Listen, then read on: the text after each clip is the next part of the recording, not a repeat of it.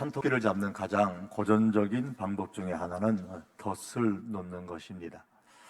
그런데 덫을 놓을 때는 그냥 덫만 놓는 것이 아니라 산토끼가 좋아하는 그 음식, 좋아하는 것과 함께 덫을 놓습니다. 만일 산토끼가 자기가 좋아하는 것만 보고 기회라고 생각하여서 덥석 물게 되면 덫에 걸리고 말지요. 사람 사는 세상도 그렇습니다. 기회가 왔다고 해서 앞뒤 가리지 않고 덥석 먹고 난 후에 기회가 아니라 덫이었다라는 사실을 깨달을 때가 있죠. 그러나 그때는 이미 후회해도 늦습니다. 그래서 기회인지 덫인지 잘 분별할 줄 아는 지혜가 사람마다 필요합니다. 성도인 우리들에게도 기회가 옵니다. 그런데 그 기회는 하나님께서 주시는 기회일 수도 있지만은 사단이 주는 기회일 수도 있습니다. 뱀이 하와를 유혹할 때는 하나님과 같이 될 수 있는 기회라고 속였습니다. 하와는 그것이 진짜 기회인 줄 알았지만 기회가 아니라 덫이라는 사실을 깨닫지 못하고 속았었죠. 사단이 예수님을 속일 때에도 천하의 모든 것과 영광을 다 소유할 수 있는 기회라고 속였죠. 예수님은 그것이 기회가 아니라 덫이다라는 것을 아셨기에 속지를 않으셨습니다. 그렇다면 문제는 기회가 내 앞에 왔을 때에 그 기회가 하나님으로부터 온 기회인지 아니면 사단이 기회로 가장하여서 놓은 덫인지를 어떻게 분별할 수 있을까요? 이것이 중요합니다. 그 방법은 성공할 수 있는 기회가 오면 그것을 덥석 잡기 이전에 그 기회가 성도로서 바로 살 수 있게 하는가를 먼저 물어보는 겁니다. 내가 저 기회를 잡으면 내가 성도로서 더 올바르게 살아갈 수 있을까? 그걸 먼저 묻는 거예요. 세상적인 의미에서의 성공보다는 오직 성도로서 올바로 살고 싶은 마음이 있어야 이 질문이 가능한 거예요. 이것이 분명하지 아니하면 기회와 덫을 분별할 수 없게 됩니다. 성경은 예수님의 행동에 대해서 한 번은 이렇게 설명을 했습니다. 그러므로 예수께서 그들이 와서 자기를 억지로 붙들어 임금으로 삼으려는 줄 아시고 다시 혼자 산으로 떠나가십니다. 요한복음 6장의 말씀이에요. 대중들이 예수님을 억지로 붙들어 임금으로 삼으려고 했습니다. 예수님의 입장에서 보면 세상에서 한번 살아가며 출세할 수 있는 기회입니다. 그러나 예수님은 혼자 산으로 가셨습니다. 왜 임금이 될 수 있는 기회가 왔는데 그 기회를 붙잡지 않으셨을까요? 기회가 아니라 덫이라는 사실을 아셨기 때문입니다. 어떻게 그걸 아셨을까요? 대중들의 지지를 받고 세상의 임금이 된다면 십자가를 질 수 없다는 것을 아셨기 때문입니다. 즉 대중들의 뜻대로 임금이 되는 것이 하나님께서 기뻐하시는 것이 아님을 아셨기 때문입니다. 그리고 혼자 산으로 가셨다고 하면서 그 앞에 다시라는 단어를 붙였습니다. 다시 혼자 산으로 가셨습니다. 이런 일이 이번뿐만이 아니라는 말입니다. 예수님은 기회가 자신 앞에 왔을 때에 단번에 그 기회를 붙잡지 아니하시고 다시 반복적으로 습관적으로 하나님과 하나님께서 기뻐하시는 것으로 그 눈과 마음을 향하게 하셨습니다. 이것이 다시 혼자 산으로 가신 목적입니다.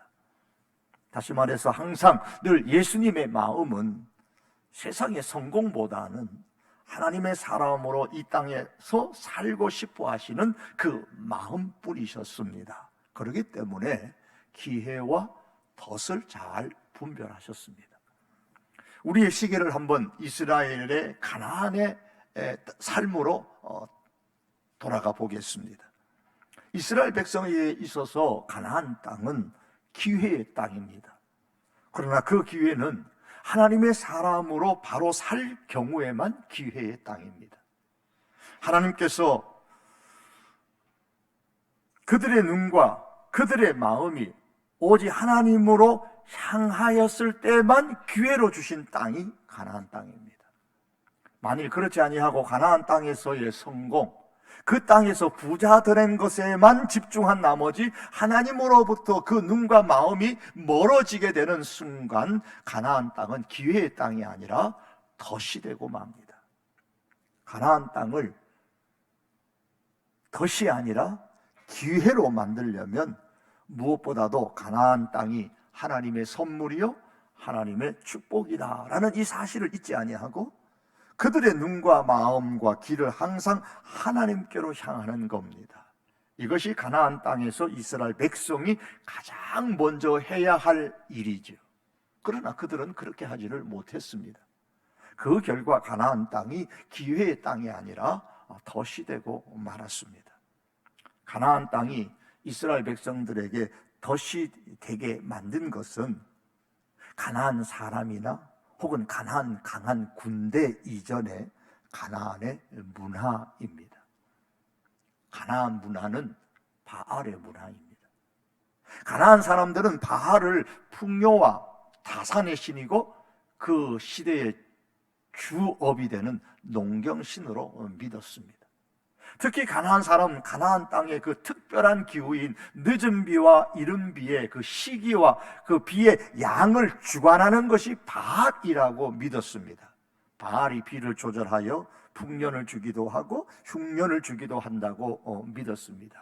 그래서 바알 문화를 형성하는 그 배경에는 부자, 번영, 풍요, 여기에 대한 강한 그들의 욕망이 깔려 있었던 겁니다.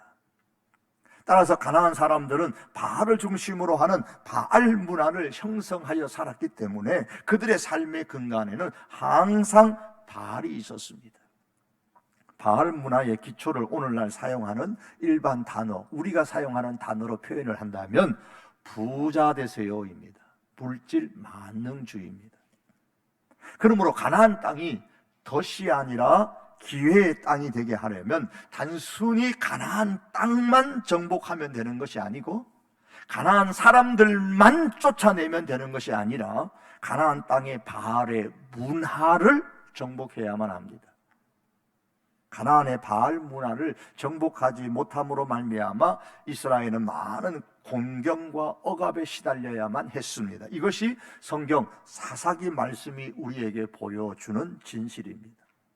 이런 관점에서 사사기의 말씀을 보면 왜 하나님께서 사사들을 세우셨는가를 쉽게 이해할 수 있습니다. 하나님께서 사사들을 세우신 이유는 단지 이스라엘 백성을 괴롭히는 이방 민족들이 괘씸해서 그들을 벌하시려는 것이 아닙니다. 하나님께서 사사를 세우신 궁극적인 목적은 가나안 땅을 점령하고 있는 가나안의 바알의 문화를 쫓아내고 하나님의 문화를 가나안 땅에 정착시키기 위한 것입니다. 그러면 오늘날 우리가 여호수아서나 사사기의 말씀을 읽을 때에 가장 관심을 두어야 할 것은 이스라엘 사람들의 귀와 눈과 마음이 어느 곳을 향하고 있는가를 살펴야 합니다. 거기에 따라서 가나안 땅이 그들에게 기회의 땅이 되기도 하고 덫이 되기도 한 것입니다. 그런데 하나님의 백성이 가나안의 바알 문화를 정복해야 하는 것은 사사시대로 끝난 것은 아니죠. 지금도 여전히 계속되고 있는 우리의 영적인 과제입니다.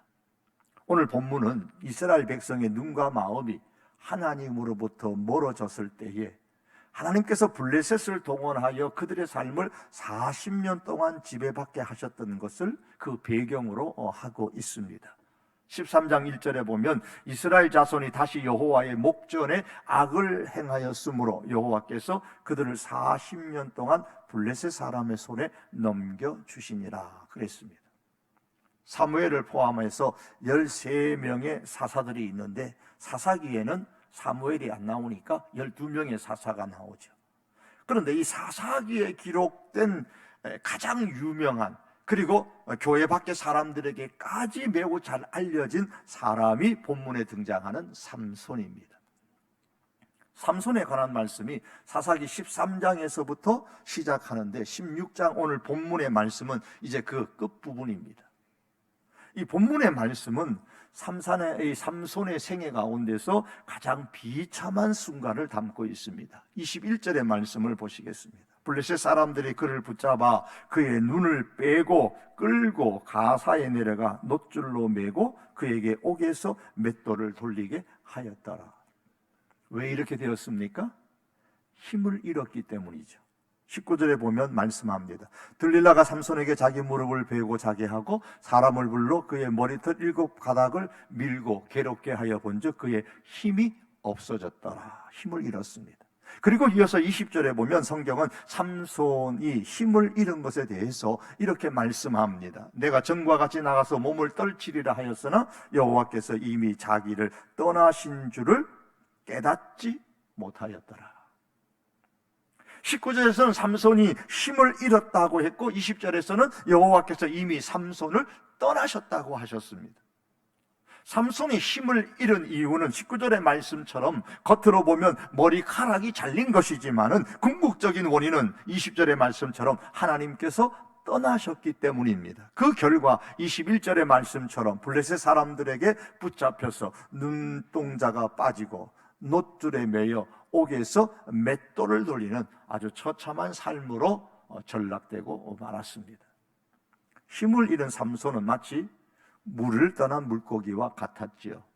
물을 떠난 물고기는 개미에게조차 꼼짝없이 당할 수밖에 없듯이 삼손은 자기 힘으로는 그 블레셋 사람들에 대하여 아무것도 항거할 수 없는, 정말 꼼짝할 수밖에 없는 그런 처지에 이르게 되어졌습니다. 그런데 우리가 오늘 이 시간 주목하고 싶은 것은 다른 데 있습니다. 삼손이 힘을 잃은 것은 비극입니다. 하나님께서 삼손을 떠난 건 역시 큰 비극입니다. 그런데 삼손에게 있어서 이보다 더 큰 비극이 있습니다. 그것은 하나님께서 자기를 떠나고 힘을 잃었음에도 불구하고 자신은 진작 그것을 깨닫지 못했다라는 사실입니다. 자기가 처참한 상황에 처한 그때야 비로소 자기에게 힘이 빠져나간 것을, 자기의 힘이 빼앗긴 것을 알았고 하나님이 떠난 것을 알았습니다. 그러나 그때는 늦었죠. 20절 하반절에 보면 여호와께서 이미 자기를 떠나신 줄을 깨닫지 못하였더라. 힘을 잃었다는 사실을 깨닫지 못한 삼손입니다. 하나님께서 자기에게서 떠나셨다는 사실을 깨닫지 못한 삼손입니다. 힘을 잃었음에도 불구하고 여전히 자기에게 힘이 있는 줄 알았습니다. 하나님이 이미 떠나셨음에도 불구하고 여전히 하나님이 나와 함께 하고 있다고 착각하고 있습니다. 이것이 삼손에게 뿐만 아니라 오늘 이 시대도 우리 신앙인에게 있어서 위험을 초래하는 가장 큰 위험입니다. 비극이에요. 과거에 하나님이 함께 하셨으니 지금도 함께 하실 것이고 과거에 힘이 있었으니 지금도 힘이 있을 것이라고 깨닫지 못하는 것, 착각하는 것이 가장 큰 위험의 요소입니다. 비극입니다. 대표적인 사람이 예수님 당시로 말하면 바리새인과 사두개인과 서기관과 제사장 등의 종교인들이었습니다. 자기 나름대로는 대단히 믿음이 있다고 생각했고 자기 나름대로는 하나님이 그들과 자기와 함께 있다고 믿었던 가장 대표적인 사람들이었습니다. 그러나 예수님께서 그들을 보실 때 그들은 이미 믿음의 힘을 잃은 사람들이었고 하나님께서 떠난 그런 사람들이었습니다. 그들을 향하여 예수님은 이렇게 말씀하셨습니다. 화 있을진저 잔과 대접의 겉은 깨끗하되 그 안에는 탐욕과 방탕으로 가득하게 하는도다. 왜 삼손이 혹은 예수님 시대의 종교인들이 깨닫지 못했을까요? 하나님께로 자신의 눈과 마음, 자신의 귀를 집중하지 않았기 때문입니다. 하나님의 소리에 자신의 귀를 기울이지 않았기 때문입니다. 어느 교수님이 대도시에 사시다가 시골로 이사를 했습니다. 시골 생활 초기에는 두 종류의 새소리가 들렸습니다. 참 아름답다. 그리고 3년이 지났는데 그 시골에서 살다 보니까 이제는 10종류의 새소리가 들리더라 합니다. 10종류. 그동안 3년 동안 새의 종류가 많아졌을까? 아닙니다. 그분의 귀가 열린 거죠. 눈과 마음을 자연에 집중했기 때문에 귀가 열린 거예요. 그래서 더 많은 소리가 들린 겁니다. 사랑하는 성도 여러분, 먼저 하나님께 눈과 마음을 집중하십시오. 먼저 하나님의 소리에 귀를 기울이십시오. 만일 그렇지 않으면 깨닫지 못하고 착각한 채 살게 됩니다. 믿음이 없으면서도 믿음이 있는 줄로 깨닫지 못하고 삽니다. 하나님이 떠나셨음에도 불구하고 여전히 하나님은 나와 함께 하시는 줄 깨닫지 못하고 살게 됩니다. 예수님 말씀하셨습니다. 너는 기도할 때에 내 골방에 들어가 문을 닫고 은밀한 중에 계신 내 아버지께 기도하라. 은밀한 중에 보시는 내 아버지께서 갚으시리라. 실제로 골방에 들어가는 것이 아니라 하나님께 눈과 마음을 집중하고 하나님의 소리에 귀를 집중하여 기울이라는 그런 의미에서 골방에 들어가서 문을 닫으라고 말씀하신 겁니다. 하나님께로 눈을 향하여 마음을 쏟아 놓으십시오. 그리고 하나님의 소리에 귀를 집중하여 기울이십시오. 그러면 하나님께서 들으시고 그리고 갚으십니다. 그때에 깨닫게 됩니다. 그런데 우리의 삶에는 하나님께로 우리의 귀와 눈과 마음을 집중하지 못하게 만드는 것들이 참 많이 있습니다. 연말이 되면 마음이 더 분주해져서 더더욱 그럴 겁니다. 그것 때문에 깨닫고 사는 것이 어렵습니다. 왜 삼손이 깨닫지 못했을까요? 다시 말해서 삼손으로 하여금 그의 귀와 눈과 마음을 하나님께 집중하지 못하도록 방해한 것이 무엇일까요? 처음부터 삼손이 그런 존재였다면 문제될 것도 없는데 성경이 말씀하는 것처럼 그는 나신이었습니다. 자기의 고백처럼 17절에서도 그렇게 얘기하잖아요. 나는 하나님의 나신인이었다고 말합니다. 그런 삼손으로 하여금 그의 귀와 눈과 마음을 하나님께 집중하지 못하도록 만든 것, 그래서 깨닫지 못하게 만든 게 무엇 때문일까요? 그것은 16장 4절의 말씀에서 기록됩니다. 이후에 삼손이 소래골짜기에 들릴라라 이름하는 여인을 사랑하며, 사랑하지 말아야 할 여인을 사랑했기 때문입니다. 이 소래골짜기는 삼손이 태어난 곳인 에스다올과 그리 멀지 않는 곳입니다. 그리 멀지 않는 곳이라는 말은 이 소래골짜기에는 이 이스라엘 백성들이 많이 살았다라는 이야기예요. 그런데 이 당시는 이스라엘이 블레셋의 억압 가운데 있었기 때문에 40년 동안 블레셋의 억압 가운데 있었는데 삼손은 20년 정도 사사로서 활동을 했으니까 굉장히 이 삼손이 없는, 활동하지 않은 그 시대도 여전히 블레셋은 이스라엘을 억압했고 삼손 시대에도 역시 그러했습니다.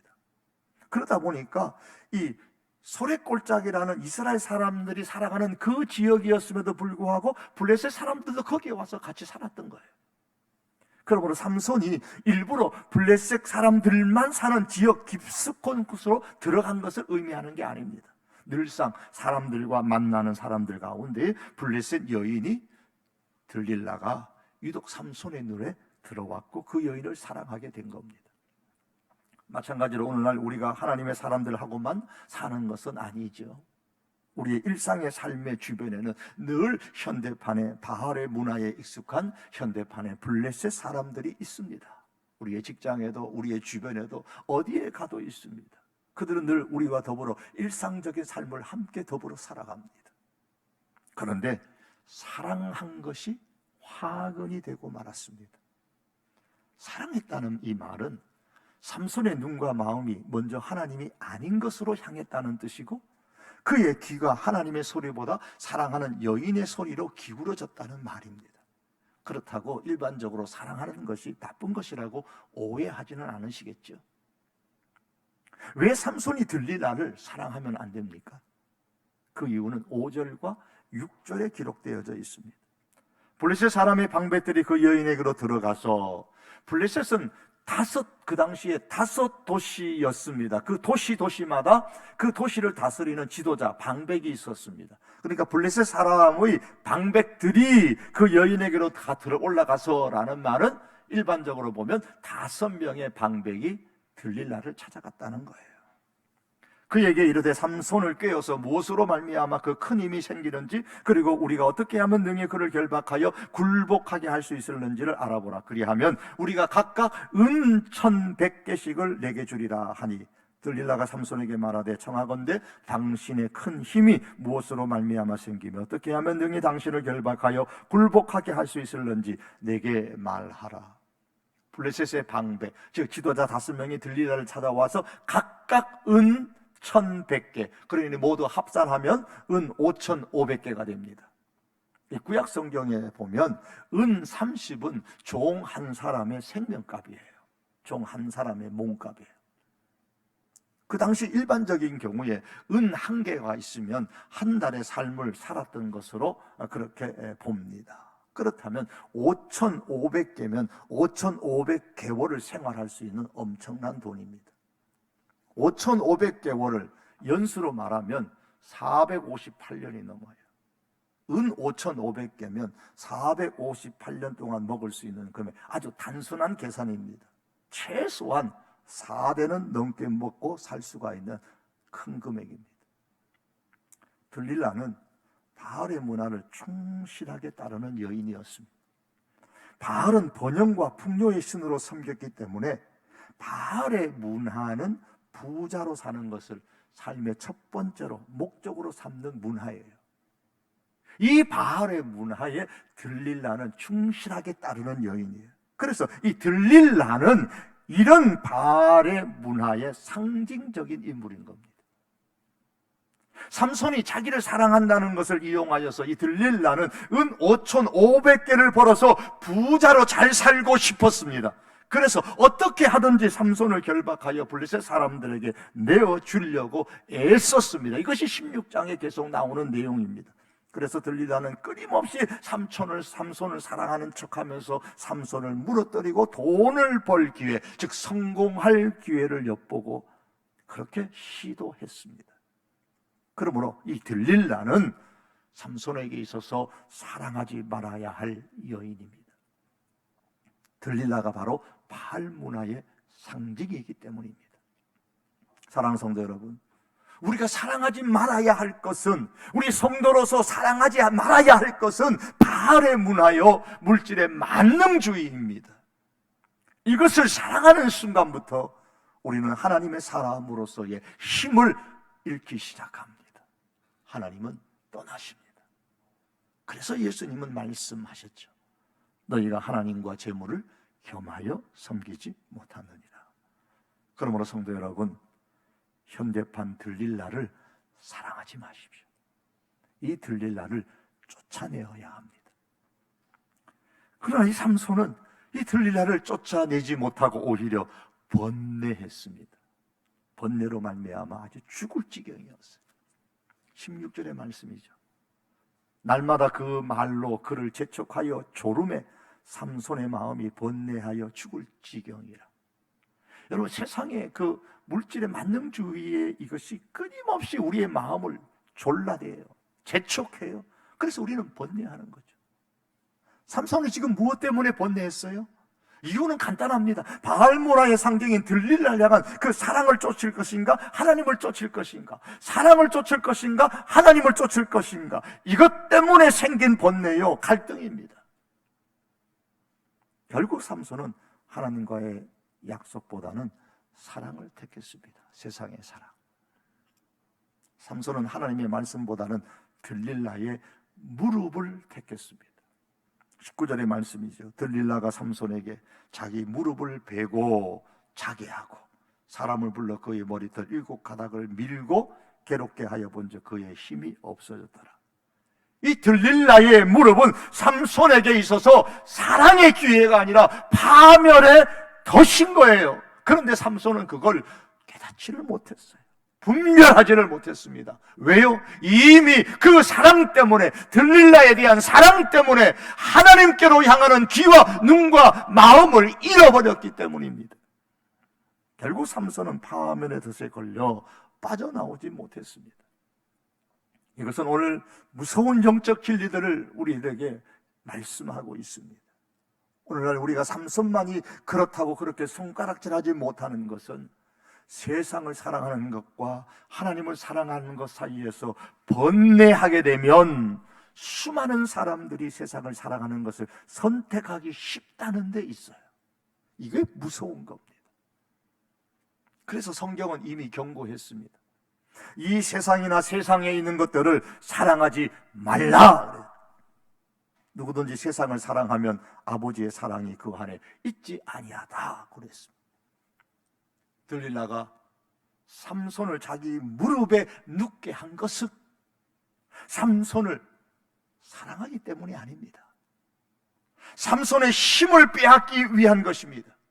삼손을 통하여서 자기의 어떤 성공을 성취하기 위한 것입니다. 세상이 우리를 자기 무릎에 눕게 하는 것은 우리를 사랑하기 때문이 아니라 우리를 파멸시키기 위한 것입니다. 그러므로 사랑하는 성도 여러분, 세상의 달콤한 그 무릎을 베고 잠드는 것이 성공의 기회가 아니라 파멸의 덫이다라는 사실을 우리는 깨달아야 합니다. 이것을 기억하십시다. 들릴라를 쫓아낸다고 해서, 들릴라를 포기한다고 해서 결코 우리의 인생은 무너지지 않습니다. 번영과 성공주의에 그것을 삶의 목적으로 삼는 그것을 단념한다고 해서 결코 우리의 행복이 감소되지 않습니다. 오히려 우리가 들릴라를 우리의 삶에서 쫓아낼 때에 하나님으로부터 이것저것을 우리에게 도하여 주시는 복을 우리가 얻을 수 있습니다. 이것은 하나님의 선지자가 이 다윗을 향하여 했던 말이죠. 다윗이 밧세바를 취하였을 때 하나님께서는 선지자를 그에게 보내셔서 말씀하셨습니다. 내가 이것저것을 도하여 줄 수도 있는데 왜 너의 욕심대로 그렇게 했느냐라고 책망하셨죠. 하나님께서 포기하고 쫓아내기를 원하는 것을 계속 우리가 사랑하는 것 때문에 고집하고 포기하지 않고 쫓아내지 아니하여서 오히려 그 무릎을 베고 달콤한 잠을 자는 것은 하나님께 대한 참 어리석은 반항입니다. 그러므로 성도 여러분, 들릴라를 버리십시오. 들릴라의 달콤한 무릎을 박차고 일어나십시오. 그러면 삽니다.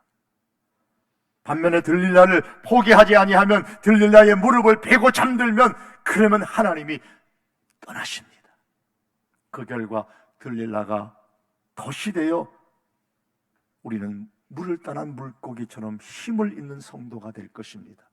그러고도 더 문제는 그 사실조차도 깨닫지 못한 채 살게 될 것입니다.